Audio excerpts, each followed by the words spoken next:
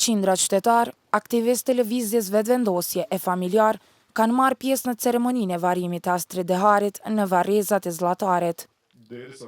Në një fjalë rasti, kryetari i Prishtinës Shpend Ahmeti premtoi se nuk do të ndalen derisa drejtësia të vihet në vend.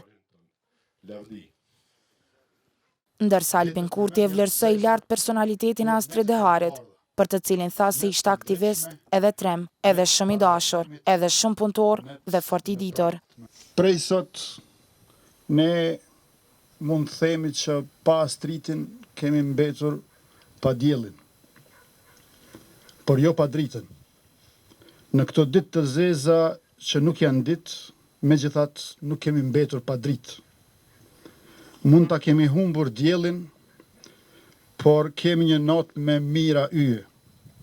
Një natë të ndritshme me mira aktivist, me mira Astrita, Arbnora e Arlinda, me mira Mona e Arbena.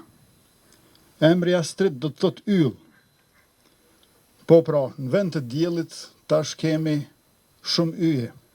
Ndërsa Avni Dehari, babai i Astridit, në emër të familjes së tij dhe të familjes së Artës, bashkëshortës së Astridit, ka falenderuar të gjithë të pranishmit në ceremoninë martore, duke theksuar se familja është e vetëdijshme, se pa ata do të kishin të vështirë ta përballonin dhimbjen e shkaktuar nga vdekja e birit.